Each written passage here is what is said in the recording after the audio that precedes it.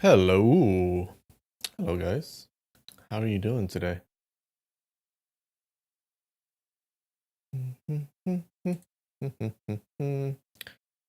What is up, Hope? I'm glad you're here. What's up, Wing Chun? Hey, how's it going? What's up, Losh? Hello, hello. Hey, Sunny Side Up. Hopefully things will start looking up this chapter. Yeah, here's hoping. Hey, Peepzilla. How's it going? Glad you're here. What's up, Benjamin? I'm 1 minute late. That is not 2 songs. What do you mean? Hey, Nikki. I'm glad you're here.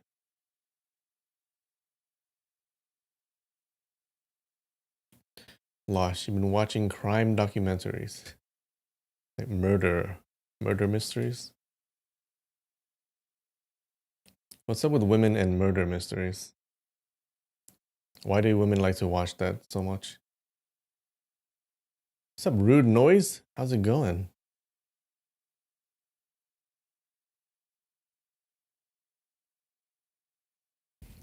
All right. How is my audio?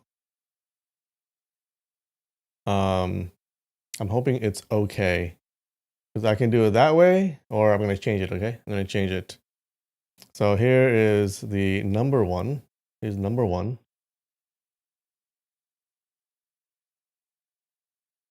Oh, fuck. And here's number two, okay?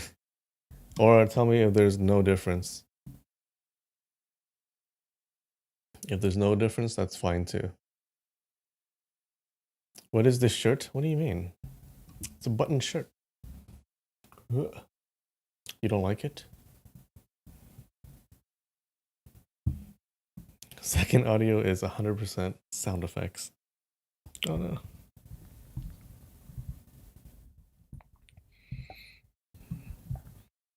Do the goofy sound effects one? Which one? Yeah, one of these days I'll do some voice distortion. Maybe we do some AI filters on my face too. Wouldn't that be cool? Doop, doop. The second one.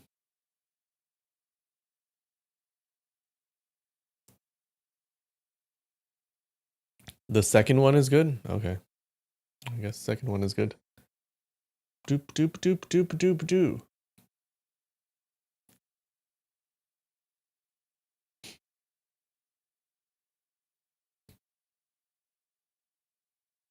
Okay. We've been doing like pretty well on the Wardle, haven't we? Let's see if the trend continues. Bloop, bloop, bloop, bloop, bloop, bloop, bloop, bloop, bloop. Screen, nope. Screen, nope. Where's my screen? Yeah, there we go.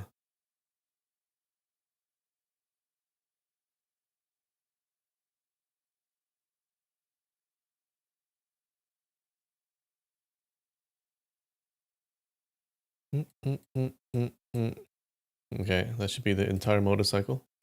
All right, fire hydrant. I got you. I got you. I got this. Maybe this part. Damn it! Why? Bridge, bridge, bridge, bridge. Yeah.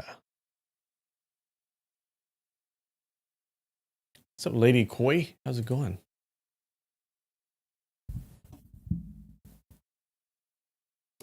All right, let's do this. Whoa! Whoa!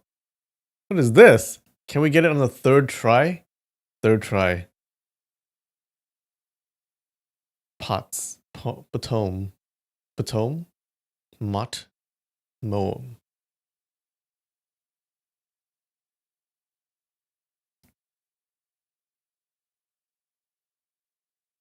Tomep. Obviously.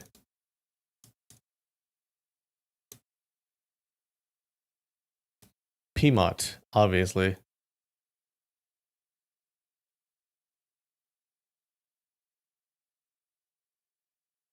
Meh.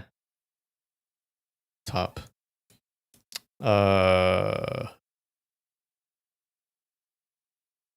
Poem. That's not right. To.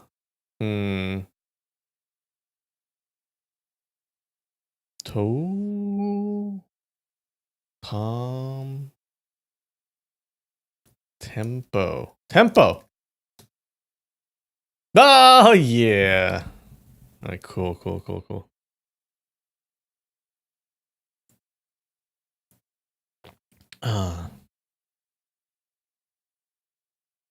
Getting all 5 letters instantly is never good. Why not? You just got it. All right, can we try Cemento really quick? Let's do a really quick one.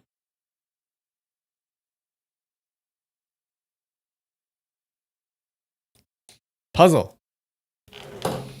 Okay. Stomp. Fly. Fight. Attack. What is going on today? Kill? Punch. Offense. Engage. Forward. Move. Defense. Defend.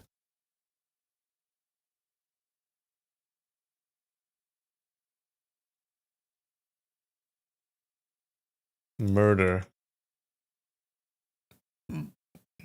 Combat.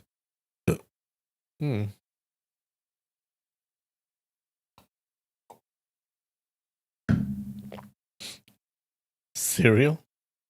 Provoke. Well, it started out so well. War. Battle. No, not battle. Argument. Avenge.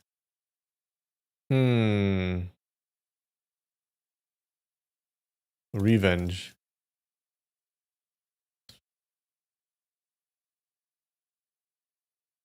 Insult. Vendetta. Attack. Slap. Sport.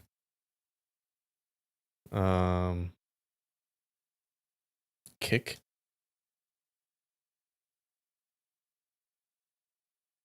Marshall. Oh no. Conflict. Bomb. Sword. Pierce.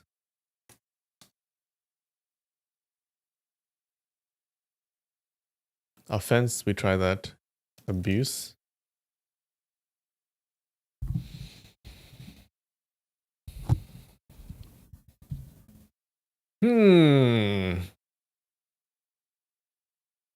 Begin.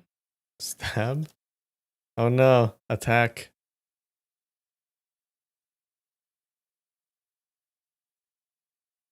Retreat. Retreat. Nope. Debate. Poke. Why? Combat, we tried that.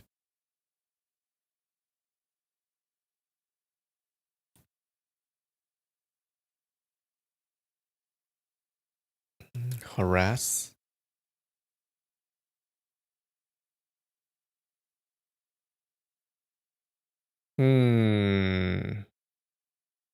Harass, attack, defense.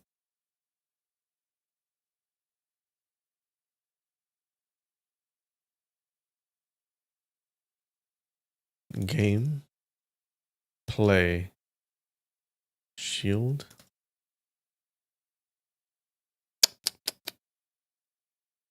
Debate, we try that.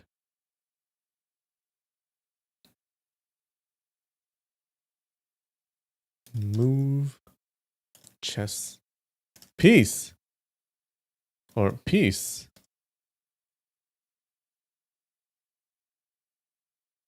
Gun.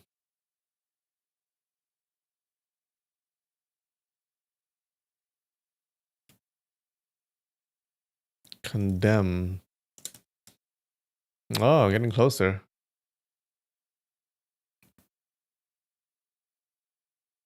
Mediator. Mediate.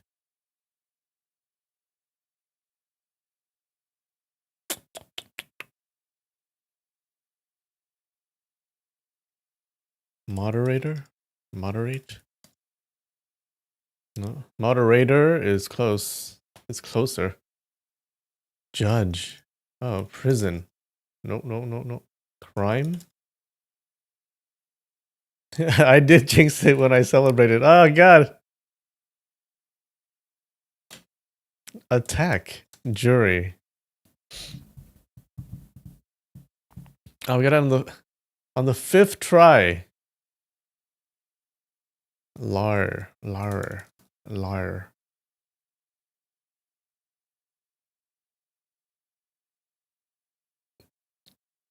Damn it, on the 5th try. The next 50 tries are all cold and tepid. Attack. Ah, what is it?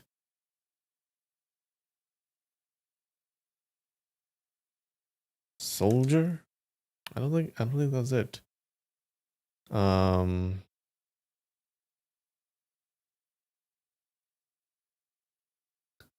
Jump. Why is it always something violent? Maybe it's not something violent and we're just thinking about it. Cheer. Support. Assault.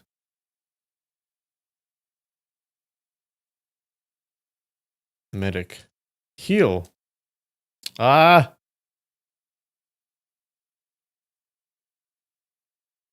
Something random? Okay. Viking. Treaty. Conduct. Nice.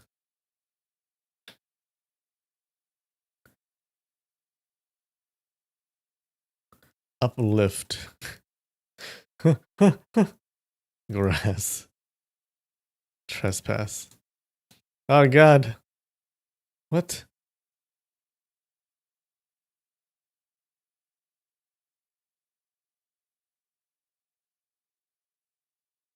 Attack. Problem. Solve.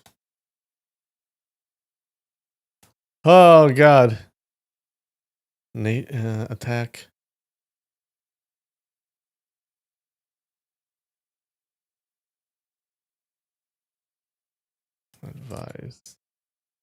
Advise.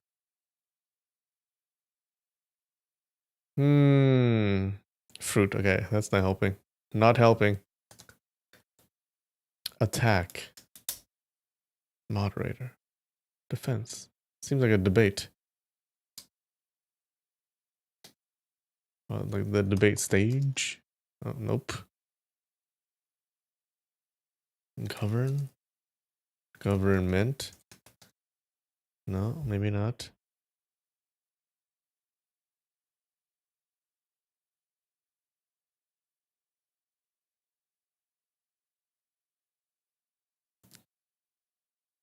Letter. What the? How did you do that?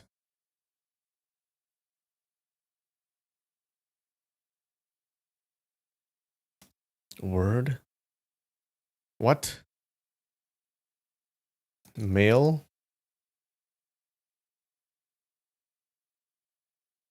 Sentence? Page. Paper.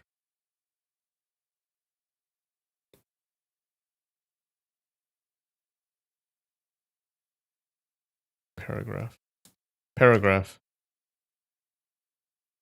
Note.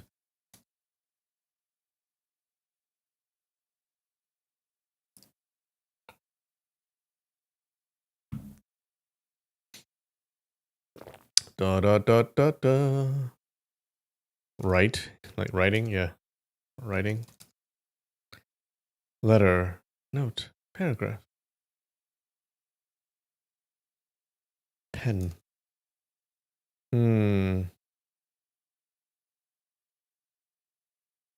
Post. Postal. Postage. Nope. Signature. Scroll. Right. Did we do right? Yeah, we did. Alphabet.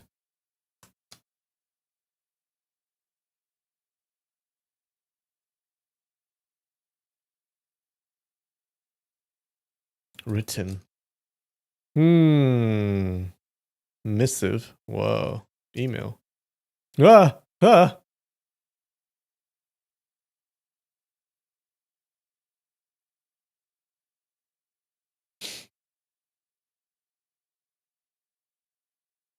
Missive? Missive is good. Missive! Letter. We had note, right? Note.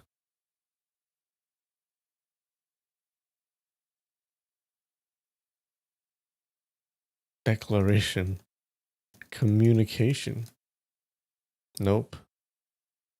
Letter is still the top.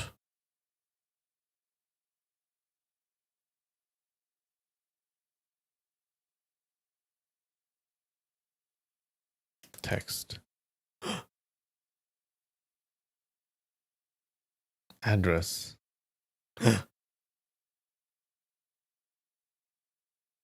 Envelope. Nope. Communication. Communique. Text. Did we do text? No, we did. Tweet. Inbox. It doesn't know what an inbox is. Da, da, da, da, da, da, da. Notice. Letter. Letter. Envelope. Mail. Postage. We did postage, right? Package. No, I think it's like a letter. All right. Letter. It knows what an email is, but not a inbox. A dispatch. Okay. Oh, so close. Deliver. Delivery. Something to do with a letter. Note.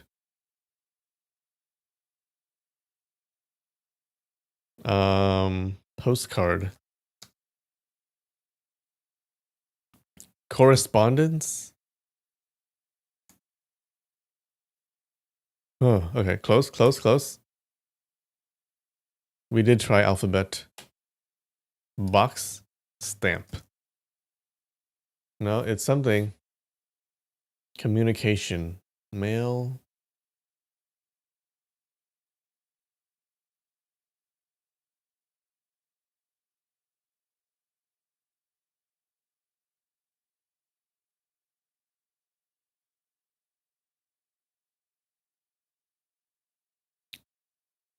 Spam.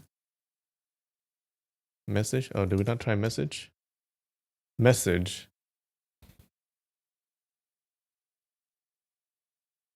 Sext. Sext. Oh, hey, it's on there. Pen pal. We tried pen, right?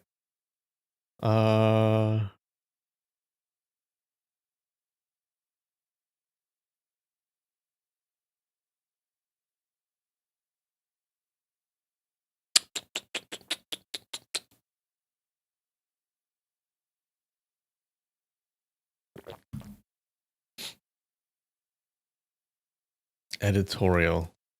No. Keyboard? Nah. Letter is still the highest. Still the highest, guys. We did communicate. Did we? Think so. Communicate. Oh, we didn't. Memo? Memo? Meme. Oh. Divorce. It's like it's an attack letter, guys. An attack letter.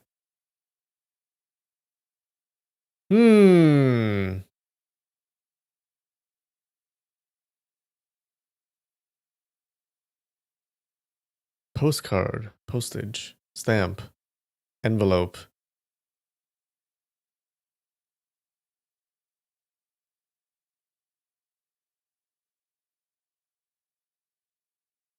Communicate, message. What is it? What is it? Alimony. Novel? Nah. Manuscript. Script. Letter. Signature. What's in the letter? A body? YouTube?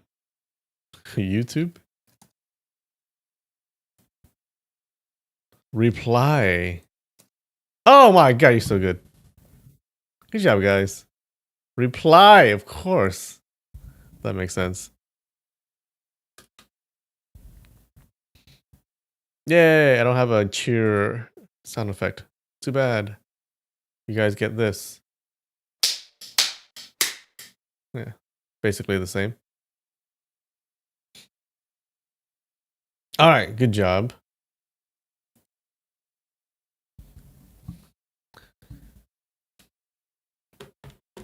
How can you get a reply if it doesn't know what an inbox is? All right, good job, team. Today, I have a different kind of snack. I have this. Cola. What kind of cola? I have no idea. Is it just Coke? Or is it, I think it's some kind of flavored cola. Yeah, this is from Tokyo Treat. My sponsor. All right, let's see. Oh, I love that sound. Even though I don't drink soft drinks. All right, cheers.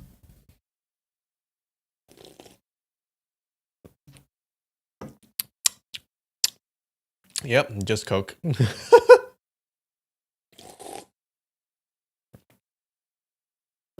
Definitely just Coca-Cola.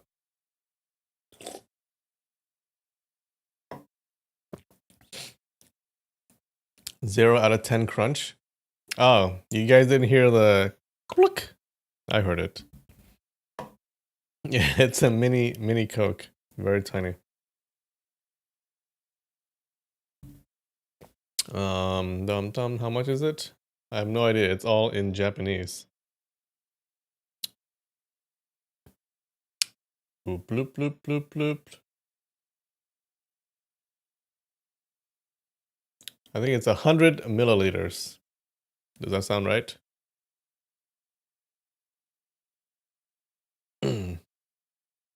Bite the can.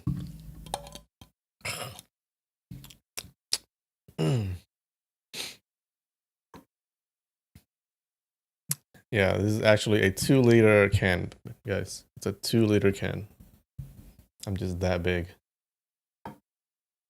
His hands are bigger than his head. True, look.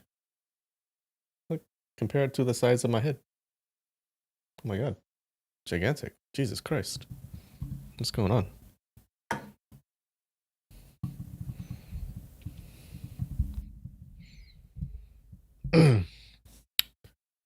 All right.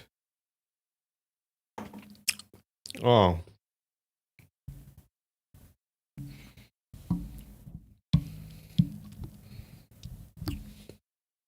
One second.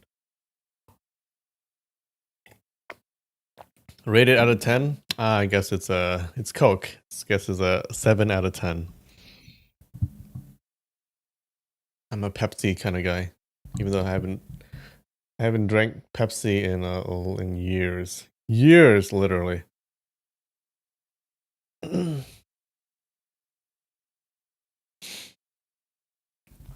know what they say about big hands? Yep, you can scratch your back. All right, what happened last week?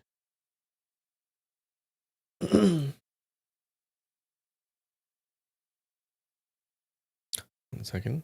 All right, ready? Oh, I got that Coke taste in my mouth. Mm.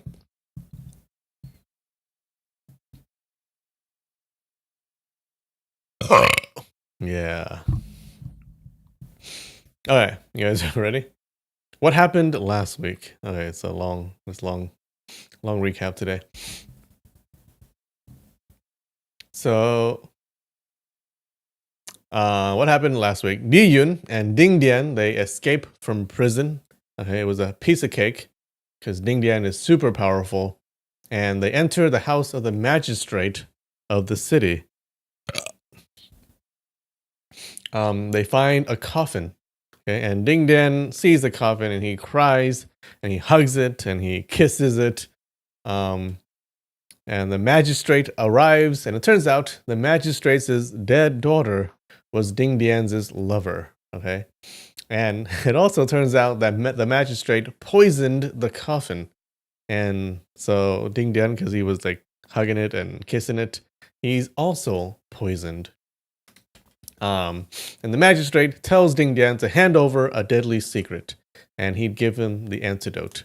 And a deadly secret is like some kind of code for something. But he doesn't do it, and Diun, they get into a fight, and then Diun saves him and runs away.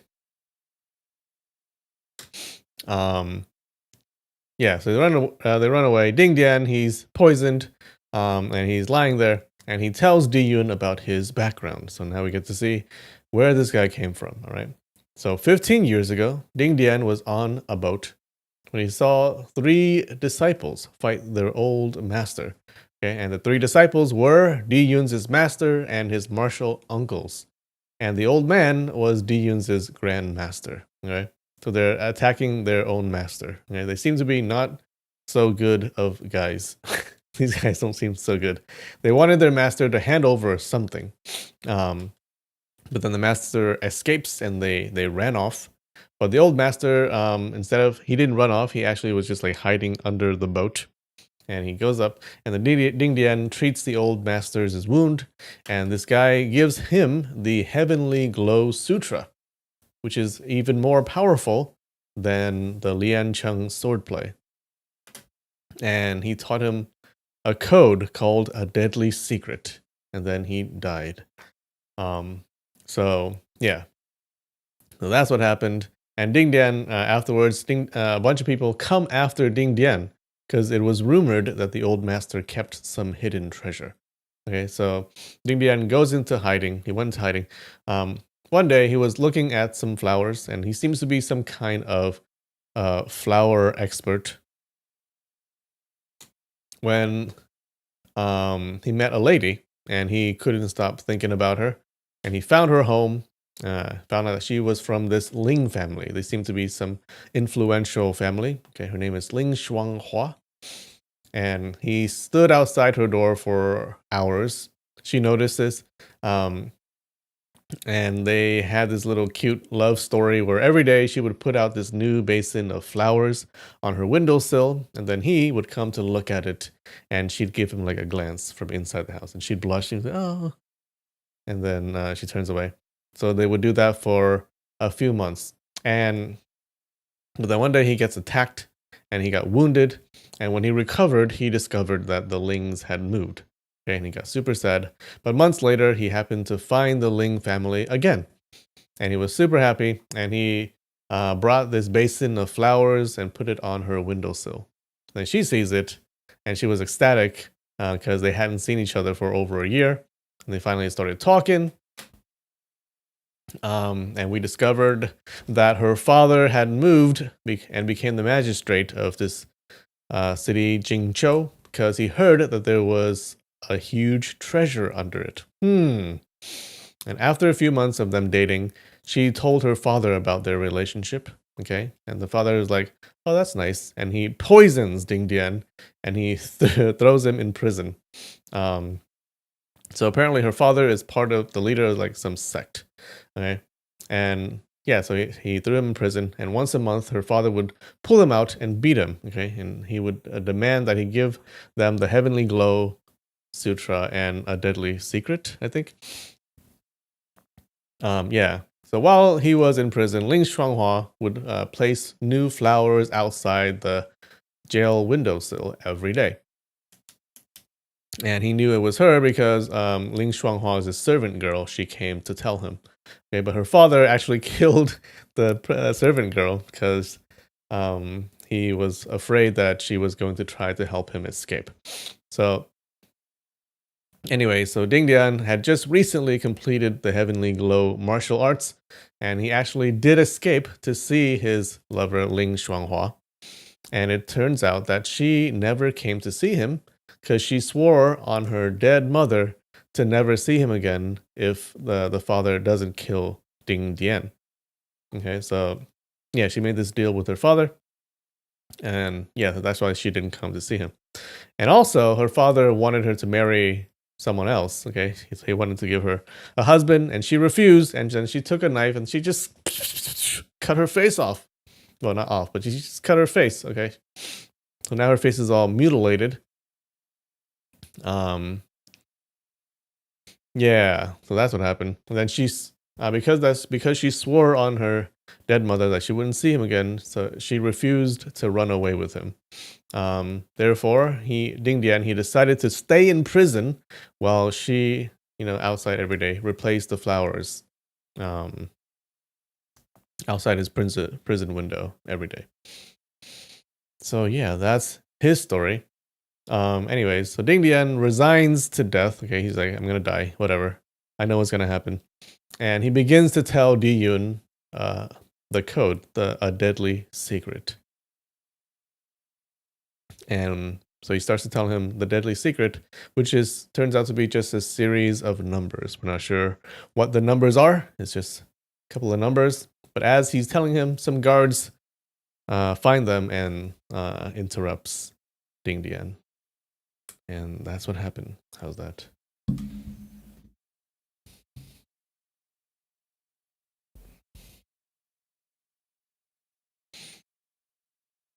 They flirted with flowers? Yeah, it was pretty cool. You guys don't like me burping? Oh, well, I'm gonna have to finish this.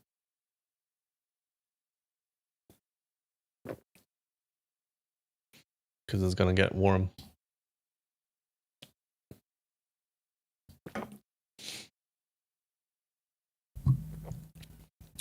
Her father is evil? Mm.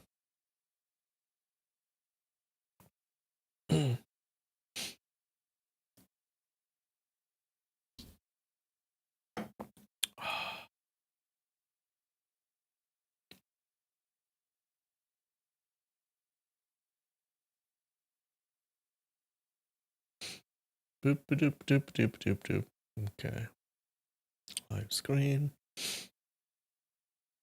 Let me increase the font. Wow, so big. Now we got a little picture. All right. Chapter 4. Water Smidge.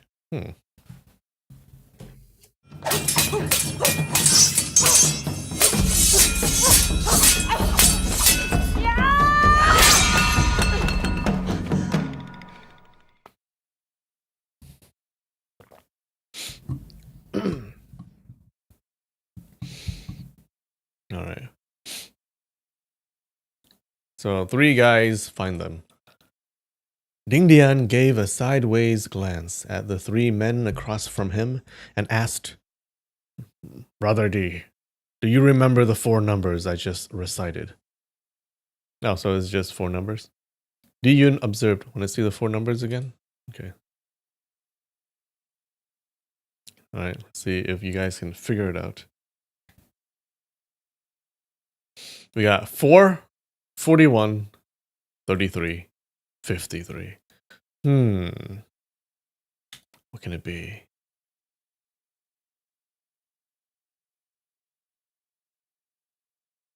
Use your semantical powers.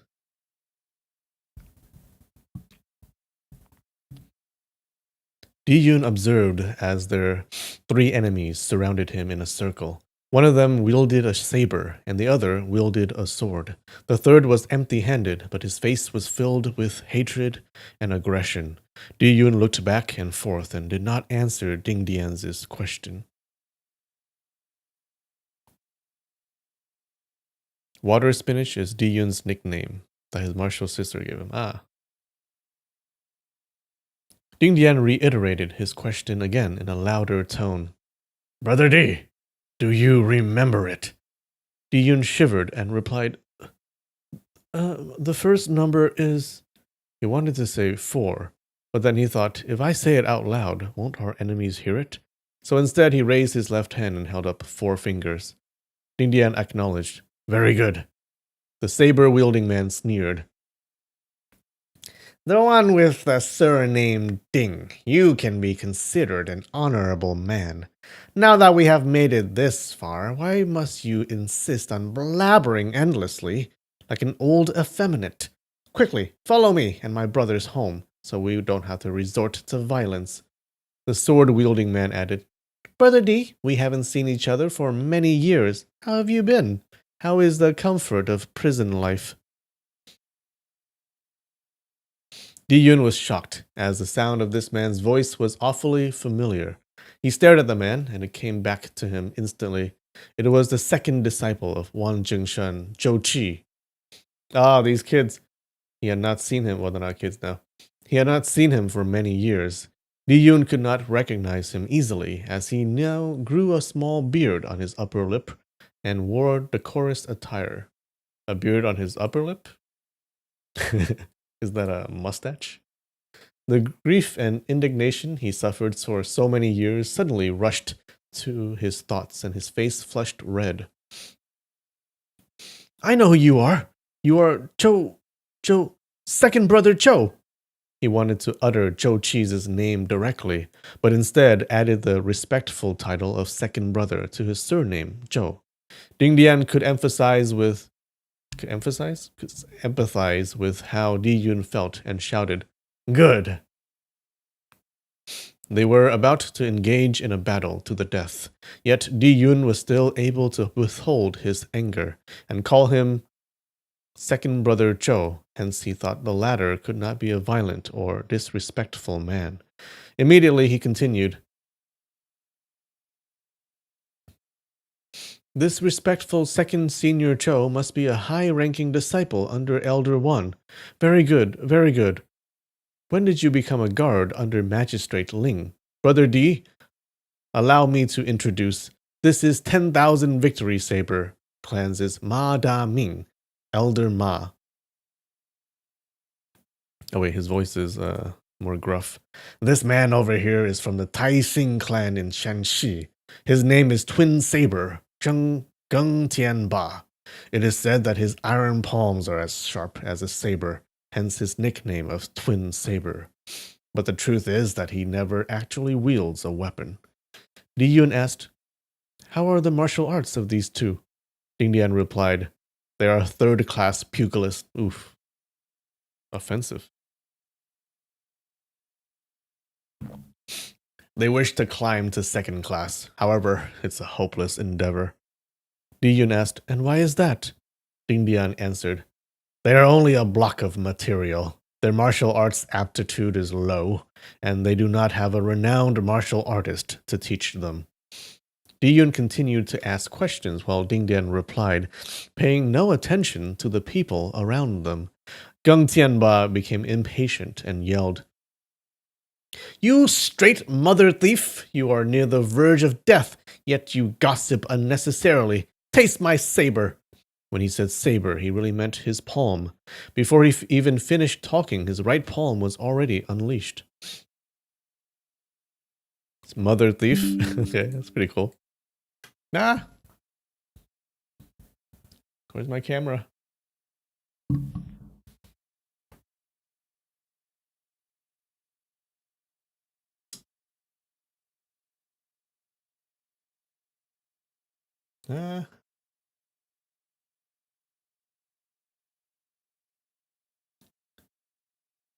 Straight mother thief, yeah.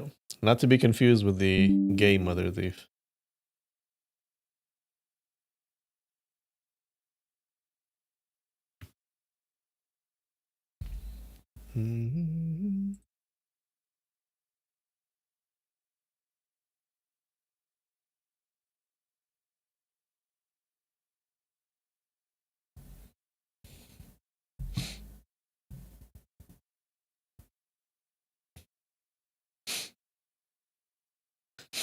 Dingan's poison had interrupted his flow for a while and prevented him from being able to exert his full strength, so he did not dare to attack head-on and tried to dodge instead. Geng Tianba's right palm came to nothing, so he took another shot with his left palm. Dingan recognized that this technique was the changed momentum palm and hastily turned his hands over to resolve it. But the palm was already unleashed, and the force and momentum was to be reckoned with.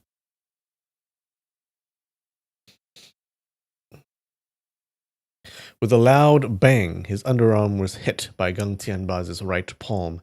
Dingan's body swayed, and he spat out a mouthful of fresh blood. Geng Tianba laughed. What's the matter? If I am third class, then what class are you? Dingan took a deep breath, then suddenly his internal energy began to unclog.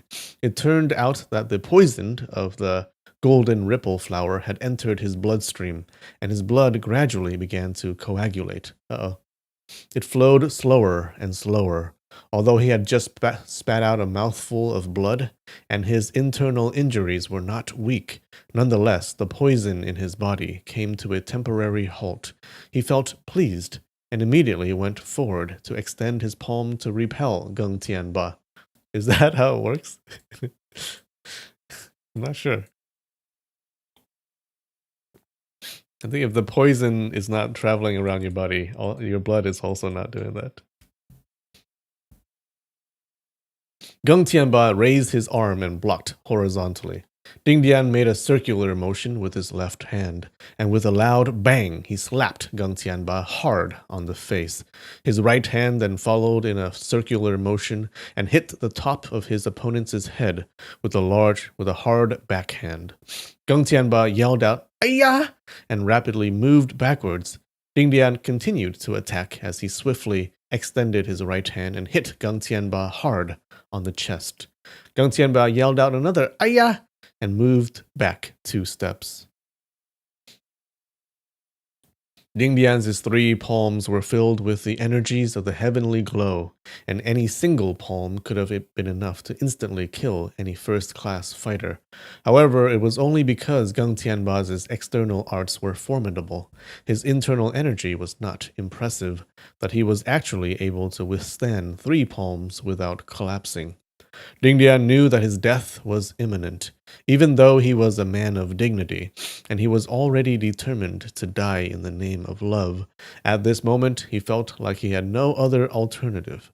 He felt like a hero reaching a dead end, and he could not help but feel depressed and dejected. Geng Tianba had been hit by 3 palm strikes, and as such he was startled and began to lose color. He could feel immense pain on his face, chest, and the top of his head. Maybe if he spits out enough blood, he'll clear the poison off his system. Yeah, let's try that.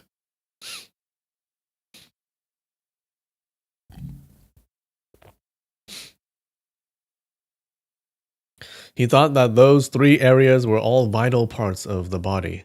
He forgot one other vital part of the body. As he did not know how much damage he suffered, he could not help but worry. Ma Daming gave a glance at Zhou Qi and said, "Brother Zhou, we will fight alongside each other." Zhou Qi replied, "Right." He knew that he was no match for Diun, but he had a sword in hand while his opponent was empty-handed. Furthermore, his opponent had lost all the fingers in his right hand, and his scapula was broken by iron chains. Even if his martial arts were more profound, he should not be able to unleash it, so he confidently aimed his sword and attacked Diyun. Damn, Diyun had been fighting with his offhand. He's just been training with his offhand because he lost all the fingers on his right hand. Ding Dian knew that Yun had not yet completed his training of the heavenly glow, and at this moment his martial arts was still distant from what he was before he entered prison. To fight barehanded against Zhou Qi would be losing his life in vain. Immediately, Ding Dian swayed his body, and with his left hand he snatched Zhou Qi's sword. This stance was executed with remarkable speed, and was clearly outstanding, as Zhou Qi did not even notice as Ding Dian tapped the pulse on his right arm with the 3 fingers on his left hand. Zhou Qi became alarmed as he knew that he had no choice but to let go of the weapon for the fear of losing his life.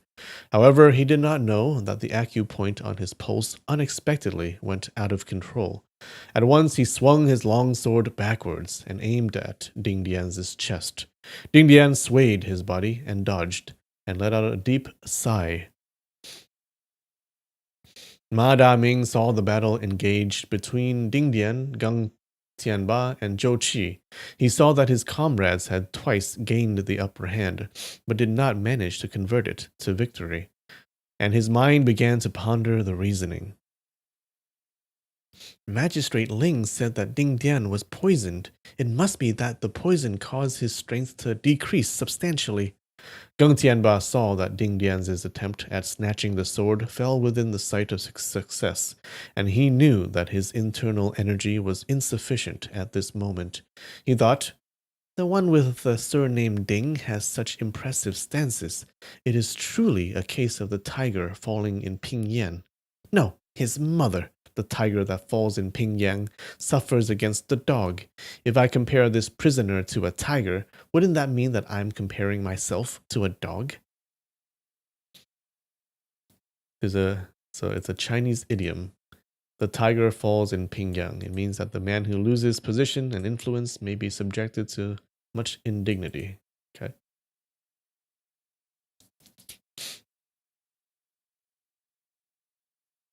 The two of them shared the same thoughts, and together they attacked Ding Dian. Diun offered his assistance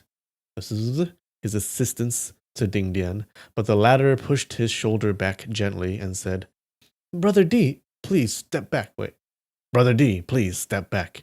He stretched forward with his left hand and grabbed Ma Daming by the neck. However, this grab only had an average amount of internal energy supporting it, so he squeezed his fingers tightly around his opponent's vulnerable areas, hoping to take his life at any cost. Ma Daming was so scared he felt as if his soul left his body. He scurried off right away. Ding Dian let out an obscure sigh, for he knew that his own internal energy was getting weaker and weaker. However, his abilities were still far above that of his opponents. He could continue to hold them off for a short while. If he does not tell a deadly secret to Diun soon, then this secret will soon vanish from the face of the earth forever, and that would be such a pity. He said, Brother D, listen to me. Hide behind me, and do not care about our enemies. Only focus on remembering my mnemonics. This matter is extremely important, and we must succeed at any cost. This is precisely the reason how your brother Ding got to where he is today. Diyun complied and moved behind Ding Dian.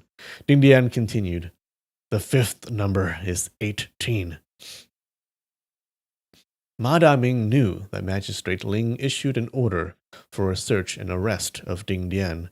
The reason for that was to uncover a martial arts secret that he knew, and so Zhou Qi became a guard under Ling Tui Si, both for fame and fortune.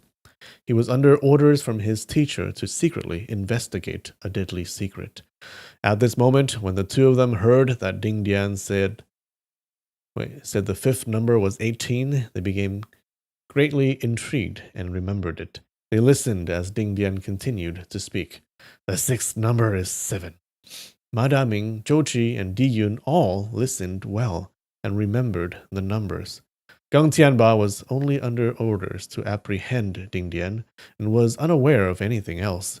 He saw Zhou and Ma Daming both pay close attention as they listened to the numbers 17 and 18. He thought that Dingan was just mindlessly mumbling some sort of incantation. He shouted aloud, "Hey, don't fall for his tricks," and extended his hands to attack Dingan. But he was cautious as he knew that his opponent was formidable. So after one strike, he backed off and did not dare to continue.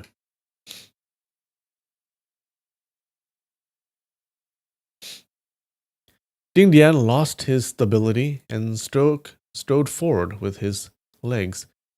Struck forward with his legs. Ma Daming aimed his blade at Dingdian's shoulders. Dingdian could only see the darkness in front of him and did not know how to evade. Diun felt nervous as he watched. In such a desperate situation, he did not know how to save Dingdian, so he rammed his head towards Ma Daming's chest. Dingdian felt faint for a moment. When he opened his eyes again, he saw Diyun and Ma Daming struggling with each other, while Zhou released his sword, intending to attack Diyun from behind. Dingdian quickly extended his left hand and two fingers and aimed it at Zhou eyes. Because he knew he was weak, he had to attack a soft spot in order to injure his adversary. Zhou did not have the time to attack and evaded to the left.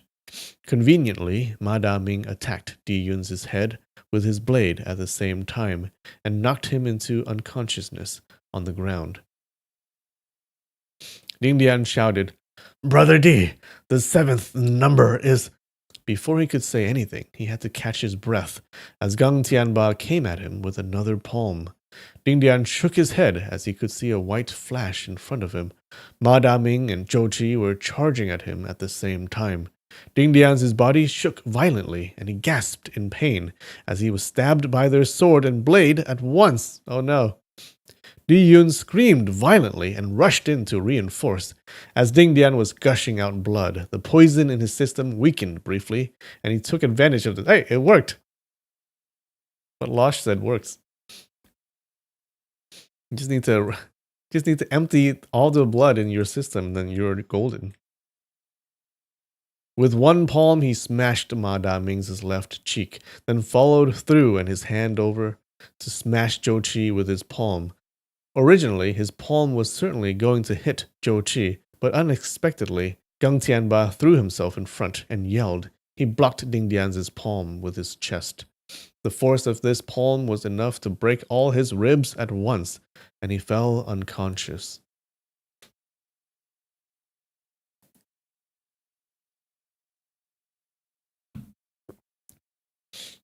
With the remainder of his strength, Dingdian released another 2 palm strikes at Ma Daming, and the latter died instantly. Gang Tianba's breathing slowly fainted. The only one who did not sustain any injuries was Zhou. He grabbed his sword with his left hand and faked it at Dingdian's direction, then followed by aiming it at Diyun. Dingdian pushed himself forward and hugged Zhou tightly with both his arms and shouted, "Brother D, leave, quickly!" Zhou stabbed into Dingdian's flesh several inches. However, Diyun was not inclined to leave alone. He threw himself at Zhou's back and choked him and said, "Let go of Brother Ding!" However, he did not realize that it was Dingdian who got a hold of his opponent and thought that it was Zhou who did not want to release Brother Ding. Dingdian was slowly running out of breath, and he could not keep hold of his enemy much longer. Should he let his opponent draw his longsword and break out of his grip, Diyun would most certainly die. He shouted, "Brother D, do not worry about me. I won't make it." Diyun replied, "If you die, we will die together." As he said that, he exerted all his strength to choke Zhou. However, because his shoulders were previously pierced by the scapula, his muscles sustained severe damage. No matter how hard he tried, he could not make his opponent suffocate. Dingdian said, "My good brother, you are very honorable. I do not regret making friends with you. In regards to the sword manual, it is unfortunate I could not reiterate it fully. I am very happy. Spring water jade ripple, that basket of green chrysanthemums. Ah, She placed it by the window. Well, he could have just said the rest of the thing, couldn't he?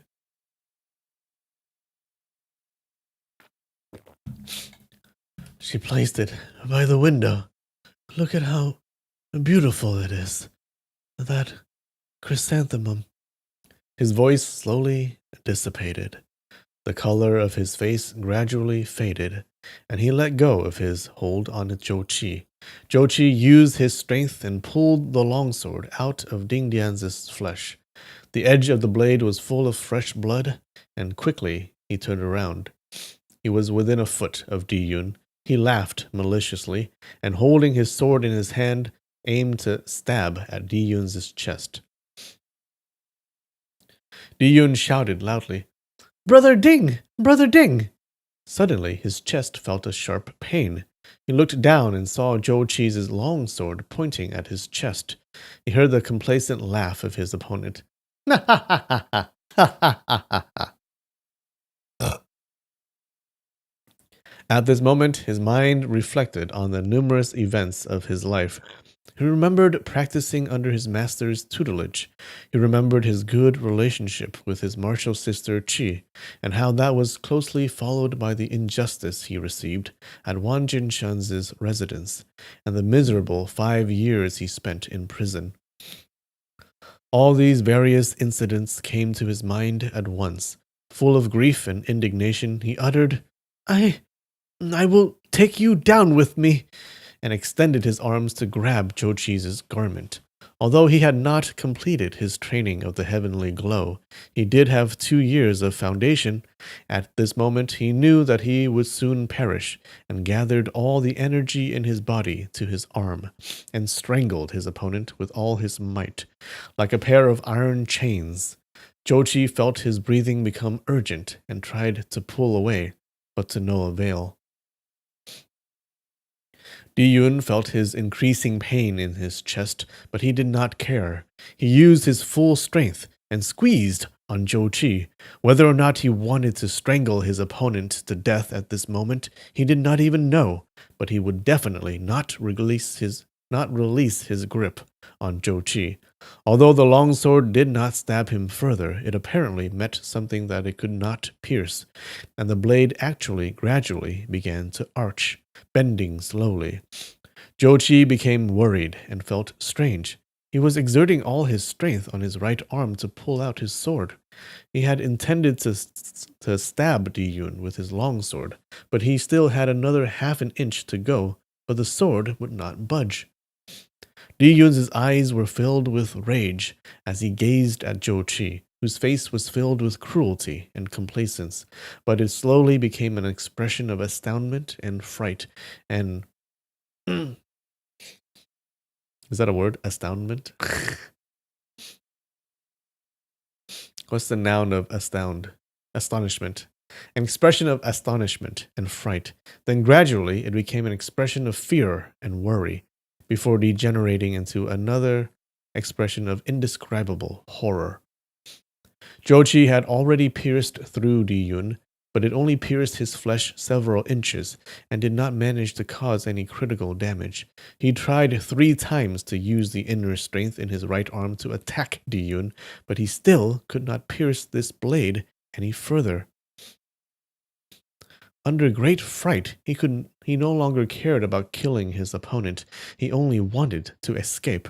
However, Diyun's grip on him was too strong, and he could not get away. Zhou Qi felt his right arm began to bend. His sword hilt pressed against his own chest. The blade became increasingly curved and formed a half circle. Suddenly, with a loud clap, the sword broke in half.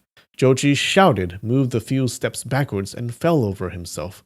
The 2 pieces of the broken sword stabbed into his stomach. Mahaha.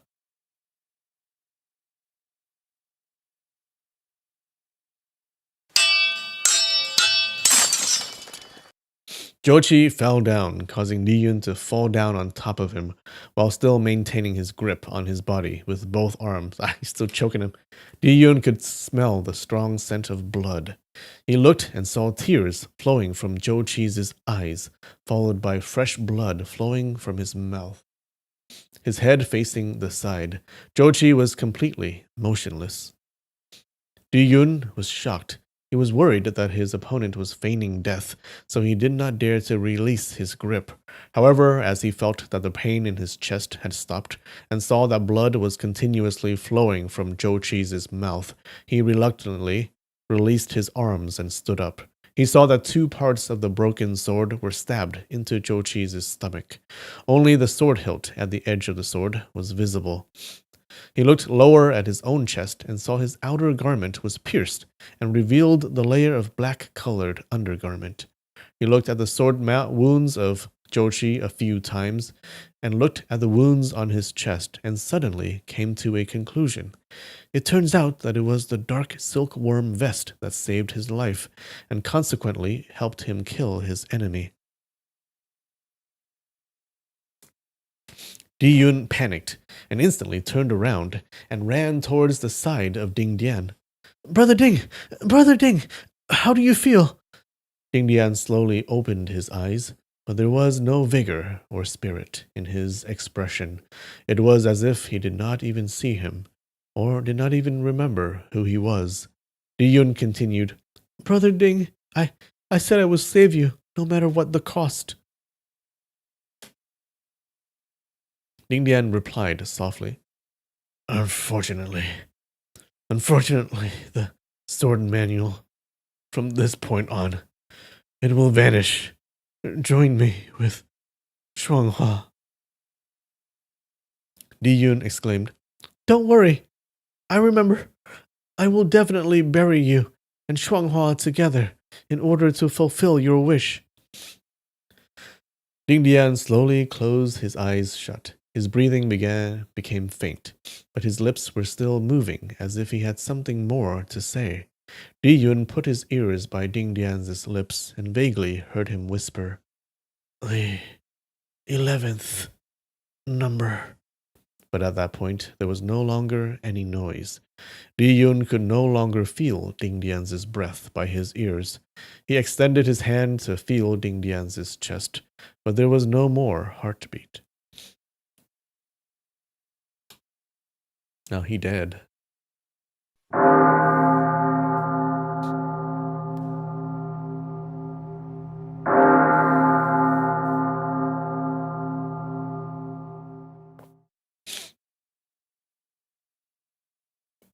Diyun already knew that Dingan was unlikely to survive, but it had to happen for him to truly understand that the friend he had for so many years had finally passed away.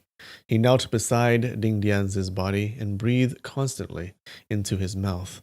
In his mind, he continuously prayed, Heaven, Heaven, if you let Brother Ding come back to life, I am willing to return to prison and never come out again. I am willing to forget about revenge. I am willing to be forever humiliated by the Wan Clan's students. Heaven, please, please, let Brother Ding come back to life. He felt with his hands that Dingan's hands became stiffer as his internal temperature decreased, and realized that all of his wishes were fruitless. At this moment, he felt inexpressible loneliness. He felt that the carefree and leisurely nature of the outside world was many times more dreadful than the prison cell, that the coming days would only be more and more difficult. He wished that he and Dingan could return to their prison cells and never step foot outside again. He hugged Dingan's corpse and stood up. The thoughts of vast and limitless suffering and sorrow came surging to his head. He let out a very loud cry, a cry that he could no longer hold back, a cry that he no longer wished to hold back. He did not consider the possibility that such a loud cry would lure soldiers to him, nor did he consider that he could ever cry so pitifully. He only knew that he could no longer suppress the sorrow in his heart, that he could no longer suppress his cry. When his tears dried up and his loud cries of sorrow became soft and quiet sobs, his mind became clearer and he began to ponder. What should I do with Brother Ding's body? How will I bury him together with Lady Ling's coffin? At this point in time, there was nothing more important to him than fulfilling his promise to Dingan. All of a sudden, the neighing sounds of horses were heard from the distance, about a dozen horses altogether. He heard someone remark, "Elder Ma, Elder Gung, Second Elder Zhou, have you found the escapists yet?" There were a dozen or so horses parked outside the abandoned garden. One of the riders said, "Come have a look." Another said, "They won't hide in a place like this." The first person replied, "How would you know?" This person dismounted his horse, his boots gnashing against the ground. Diun did not want to think further. He carried Dingdian's body and exited through the abandoned garden's side door. He was about to come across another door when he heard the exclamations and shouts of the riders who discovered the bodies of Ma Daming, Geng Tianba, and Zhou Qi. Yun was moving around violently in Jianling. He knew that he could not get very far while carrying Dingdian's body, and he knew that someone could find him at any moment. But he would rather be captured, rather be tortured cruelly. He would rather be executed instantly than to abandon Brother Ding. He ran for several hundred feet and saw on his left-hand side a ramp that led to a small door. He kicked the door open and went in. What he saw inside was an enormous vegetable garden filled with carrots, eggplants, and many other vegetables. He had been close to agriculture since childhood, but he had been separated from these fruits and vegetables for 5 years. Upon seeing them again, he could not help but feel a warm and intimate feeling in his heart. He looked around all 4 directions and saw on the northeast corner was a building used for firewood. Through the window he could see the pine woods and straws that filled the room. He bent over and picked up a few carrots, then carried Dingdian's body into the room. He listened closely and could hear no noise around him, so he pushed the firewood aside and placed the corpse down carefully, discreetly covering it with straws. In his mind he was still hoping. Who can say for sure? Maybe Brother Ding will suddenly wake up. Yeah, sure. He peeled the skin off the carrot and took a big bite. The taste of raw carrots were sweet and spicy, the juice flowing down his throat. For 5 years he had not eaten a carrot. He reminisced the days of Hunan in the countryside. He could not even count how many times he and his martial sister Qi would pull out carrots in the open fields and eat them together. He took another bite of the carrot, eating one after another. His eyes began to feel a bit moist. Suddenly, from the distance, he could hear a voice. His whole body began to tremble. The remaining half of the carrot he was holding in his hand dropped to the ground. The whiteness of the carrot became contaminated with the straw fragments and dirt of the ground. How do you peel the carrots? Yeah, that. How do you peel? Yeah, how do you peel the carrots? With his fingernails? I guess.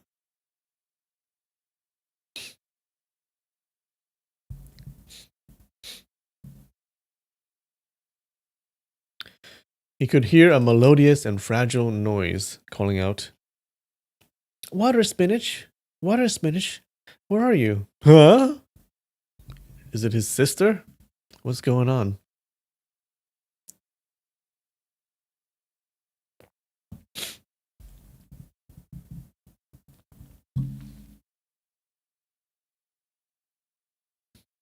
Is it a daikon? No, maybe it's a daikon. Because it's white. At that point, he wanted to exclaim, "I'm here!" But he only uttered the word "I" halfway before he choked and swallowed it down his throat. He covered his mouth with his hands and his body trembled slightly. This was because water spinach was his nickname. In this world, only he and his martial sister, Qi, knew of it. Even their teacher did not know. Qi Feng told him that he was slow, honest, but lacked creativity. Apart from training in martial arts, he did not know or care about anything else. She said that his heart was as hollow as a water spinach.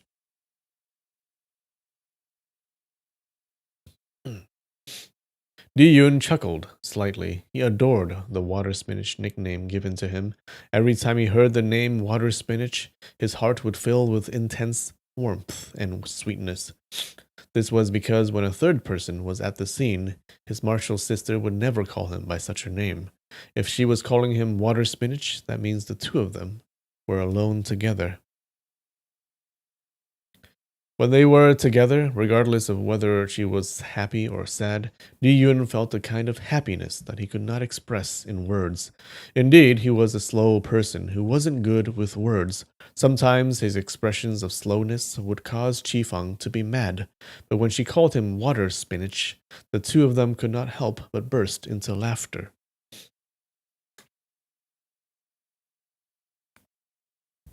He remembered the time when Bu Yuan was at their teacher's residence to deliver a message. His martial sister cooked to serve the guests.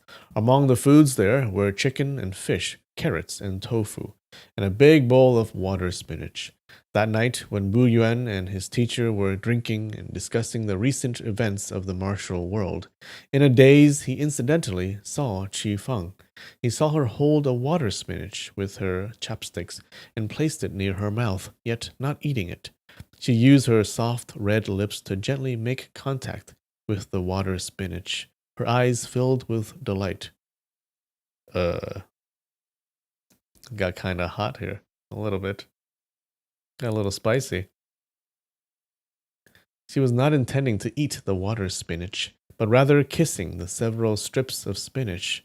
At that time, Di Yun thought, Marshall's sister is happy that I am water spinach. Now, in the firewood room, in his mind, suddenly came a flashbulb moment. He realized the intent of her kissing the water spinach. The voice of calling for water spinach sounded very much like the voice of his martial sister Chi. This much he knew. He was certain that it was not his own hallucination that caused his misjudgment. Water spinach, where are you?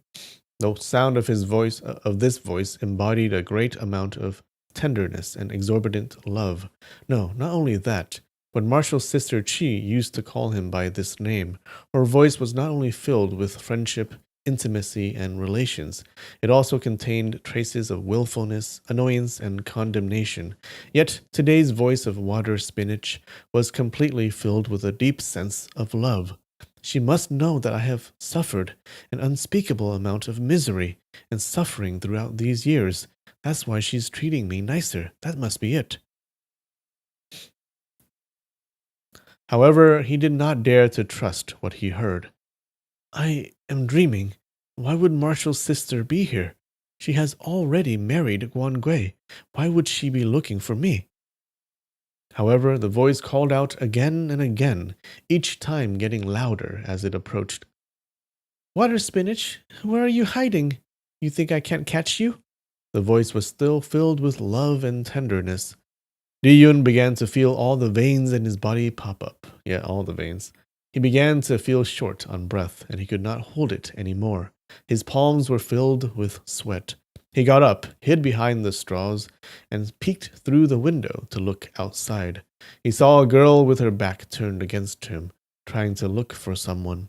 Without a doubt, with her slim shoulders and tender waist, her slightly tall but thin stature, it was definitely his martial sister. He heard her say, Water spinach, why don't you come out? Suddenly she turned around. Diyun could not believe what he was seeing. He felt a little faint. The woman in front of him was indeed Qi Feng. The jet black yet shiny pupils, the slightly elevated nose. Her face was whiter than before, unlike the rosy color she had back at Hunan in the countryside. But this was indeed his martial sister. It was certainly his martial sister, the one he longed for in prison for so many years, the one he loved from an unreachable distance, the one he was angry at. Her face still contained laughter as she said, Water spinach, will you come out now? When he heard this welcoming and adoring voice calling for him, he was exalted beyond control. He wanted to answer this call. He wanted to once again see the marshal's sister he was thinking and longing of all this time.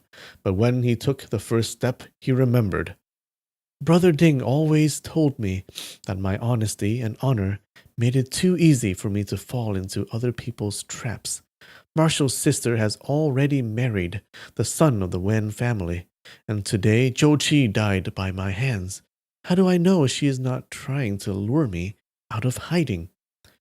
As he pondered further, he did not take another step. Time for a 5-minute break. What's gonna happen? We shall see. All right, I'll be right back.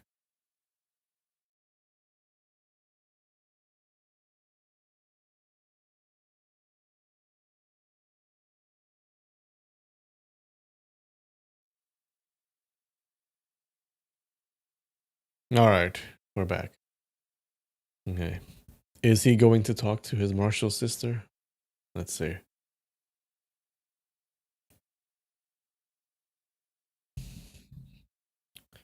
But he heard Ji Feng shout again, Water spinach!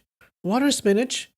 Diyun was in a state of confusion. He thought, the way she utters these words is filled with deep love and admiration. It is definitely not fake. Furthermore, even if she wants to take my life, I am willing to die by her hands. He decided to abandon his earlier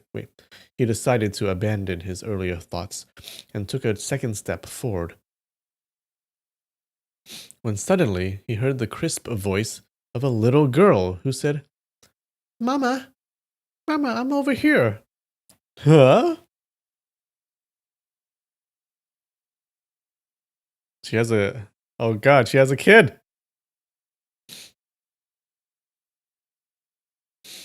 Diyun was shocked. He peeked through the windowsill. He saw a girl dressed in bright red approaching from the east. She was young, so her steps were careless, and her movements were unstable. He heard the gentle voice of Chi Feng say, Water spinach, where are you hiding? Mama can't find you. Bale. She named the kid after him, yeah? The little girl replied, Water spinach is at the garden. Water spinach is looking at ants. Diyun's ears felt as if he heard a really sharp noise. His heart felt as if it was hit by a fist with all its might. That's bells for Diyun's heart. Is over.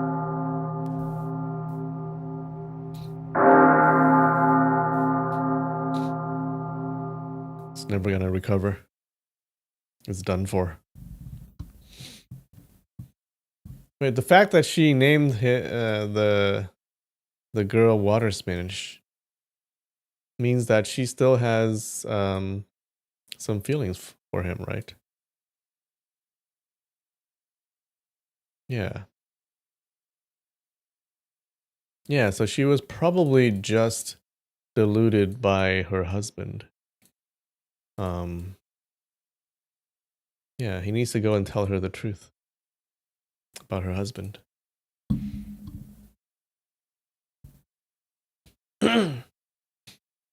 Really makes that eating scene awkward. Hey, ew.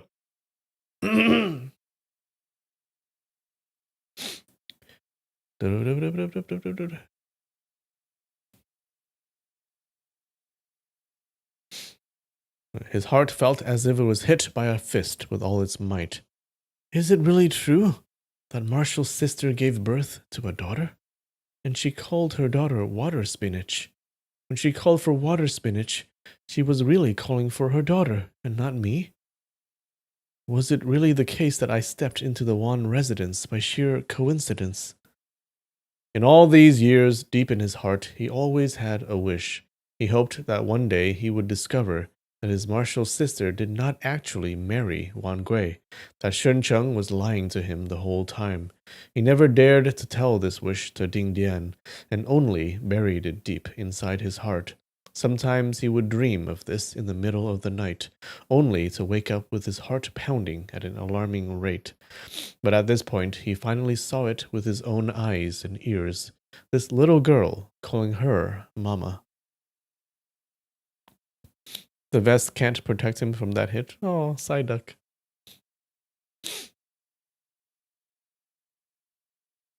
His vision became blurred by the tears in his eyes, and he could barely make out what was happening through the window. He saw Chi Feng crouched on the ground with her arms wide open. The girl laughed as she was being embraced. Chi Feng kissed the little girl on the cheek, smiled, and softly said, "Water spinach will play by herself now." Wait. Sorry, she said it. "Water spinach will play by herself now. Such a good girl." Diun could only see the side of Chi Feng's face. He could see her thin and lengthy eyebrows and the curvature of her lips. Her cheeks were fuller and whiter than it was several years ago. Diyun felt a sense of bitterness inside his heart and thought, "These last few years, she has become the woman of the Wan family. Naturally, she no longer needs to farm by the countryside, no longer needs to be scorched and drenched by the sun and rain. Of course, she would be healthier as well." He heard Chi Feng say, "Water spinach, don't play anymore. Follow Mama to your room." The little girl replied, "It's fun here. Water spinach wants to watch the ants." Chi Feng said, "No, today there are bad people outside looking to kidnap children. Water spinach is Water spinach is better off returning to her room." The little girl asked, "What bad people? Why would they kidnap little children?" Ji Feng got up and grabbed the little girl by her hand and said, "Two escaped convicts escaped from prison." How did they? "And they are very, very bad people. Your papa went to catch these bad people. If these bad people come in, they will kidnap Water Spinach. Water Spinach, please listen to Mama and go play in your room. Mama will make a doll for you, okay?" Nah, she was lied to. He needs to tell her the truth. But the little girl was hesitant and said, "Don't want a doll. Water Spinach wants to help Papa catch bad people." When Diyun heard Chi Feng call himself a bad person, his heart sank even deeper. At this precise moment, there were sounds of several horses approaching. Chi Feng pulled out her long sword from the sheath on her waist and went to the door of the backyard. Diyun remained by the window and did not dare to move, for he was afraid to make noise and shock Chi Feng. No matter what, he should not see his martial sister again. His heart was filled with grief and indignation that was hard for him to suppress. He had never done anything wrong, yet for no reason he received some of the greatest suffering in this world. She even declared him a bad person. Diyun saw the little girl approach the front door of the firewood room.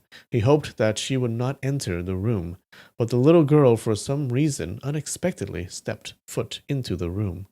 Diyun hid his face among the straws at the back and said to himself, "Get out! Get out!" Suddenly, the little girl saw him. Oh no! She sneaked a brief glance at his face. The facial hair that covered his face made for a frightening appearance. She was so startled that she had a blank expression and her eyes were fully wide open. She wanted to cry out but did not dare to. Diyun knew that he was in trouble, for if the little girl were to cry, he would definitely be discovered by Chi Feng.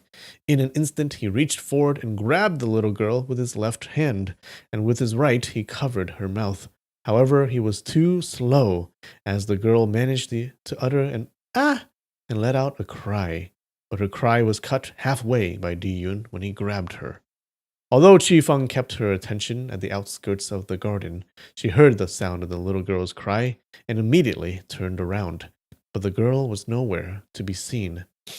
Then, as she heard the slight rustling sound of straws in the firewood room, she immediately made two big strides forward into the firewood room and saw that a man covered with fluffy facial hair and bloodstains had captured her daughter, covering her mouth with one hand. Uh-oh. Bum bum bum. What's gonna happen?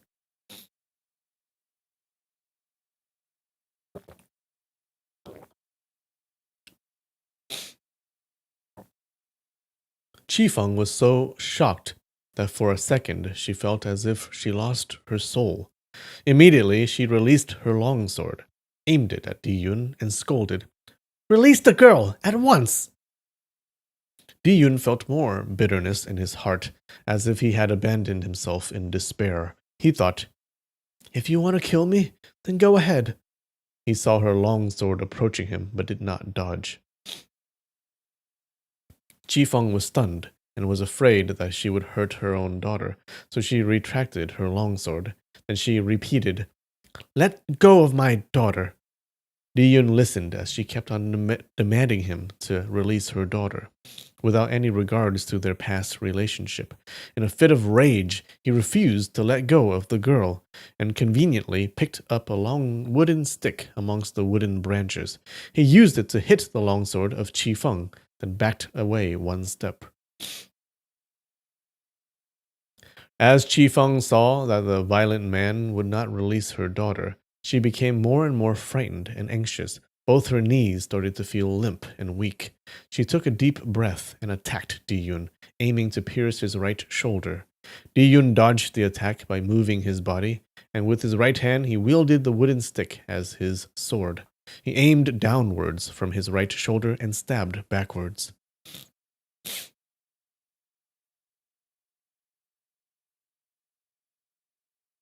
Why is she carrying a longsword in her home while playing with her daughter? Well, probably because she knows that there are escaped convicts around.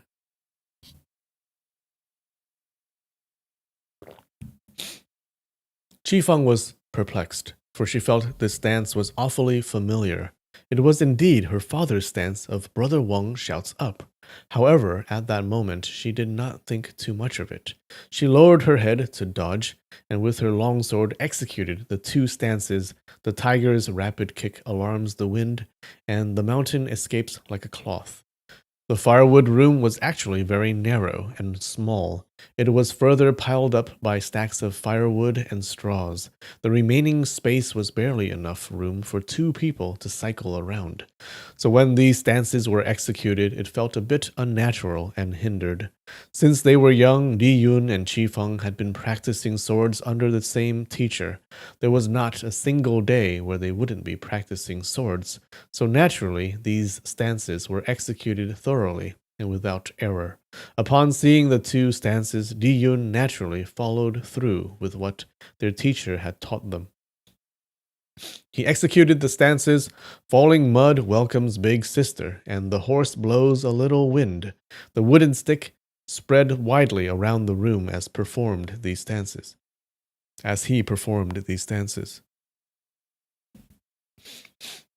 Back in the days when the two martial siblings were practicing swords, this would be the point where Qifeng could no longer endure. But this time, when Diyun scraped the wooden stick around the third time, his wrist felt an immense pain, and with a loud clap, the wooden stick fell on the floor. He was shocked, but then he immediately realized, "The fingers on my right hand have been sliced clean. I should never be able to wield a sword again. How can I forget?" When he lifted his head up, he saw Qifeng's longsword was aimed directly within an inch of his chest.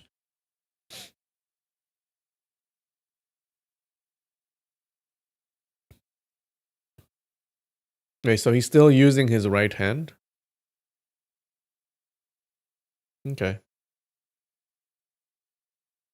Okay, I guess the fingers are not like cut off from the stump, right? There's a little bit of fingers left.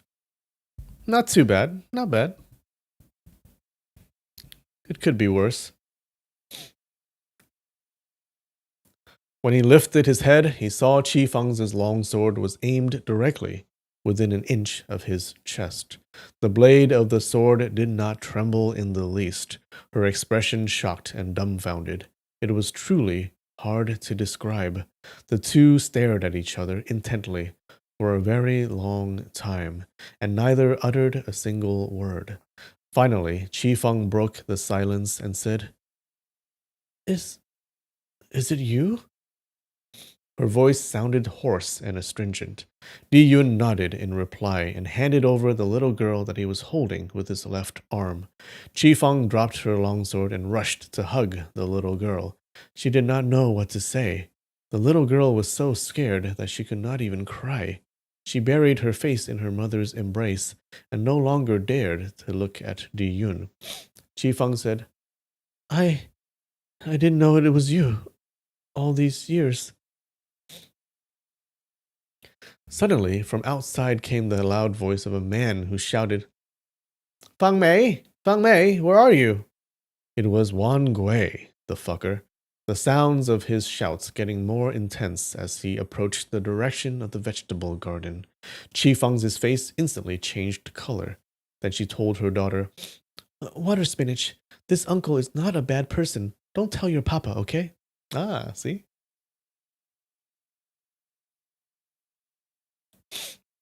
The little girl lifted her head and gave a sideways glance at Diyun. She saw his frightening appearance and expression, and suddenly uttered a wah and began to cry. The man outside heard the sound of the girl's cry and said, Water Spinach, don't cry. Papa is here. Qifeng gave Diyun a look, then turned around and began to walk away. She carried her daughter in her arms and pushed open the front door. Diyun was stunned and stood there, motionless. It felt as if there was a noise inside his head, constantly telling him, I might as well die. I might as well die. He heard the sound of the man outside, who asked, Why is Water Spinach crying? Diyun wanted to move over to the window to take a look. He wanted to know what Guangui looks like now, but he felt as if his legs were nailed to the floor and he could not take another step. He heard Qifeng's cheerful voice as she said, I was playing with Water Spinach at the back when two horses passed through. The men on horseback wielded sharp weapons and looked extremely vicious. Water Spinach said they were bad people that wanted to kidnap her. She was so afraid that she started to cry. Wangui laughed. Those were the escaped convicts from the prefecture. Come, Papa will hug Water Spinach. Papa has killed the bad people. Water Spinach does not need to be afraid. Papa has killed each and every bad person. Hey, what's up, Bigfoot? How's it going? Diyun was startled. He thought, a woman's ability to tell lies is impressive. With the way she said it, even if the little girl claims she saw a bad person, her husband would not be suspicious. Why do you need to lie for me? Go ahead and come get me. Kill me if you want. He took 2 steps and looked out the window. He saw Wangui dressed in gorgeous attire, carrying the little girl and walking away. Qifeng too leaned on his shoulders, the appearance of an affectionate family. His martial sister had already married Guangui. In the past, Diyun had considered this possibility many thousand times, but had always hoped that it wasn't true. But at this moment, he saw this intimate family all with his very own eyes.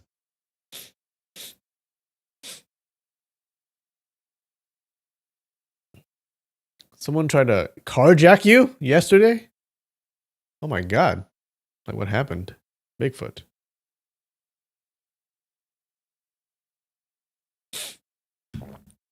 He opened his mouth to utter, I. Then he bent over to pick up the longsword that Qifeng had left behind. He wanted to rush outside and engage in a duel to the death with Wangui.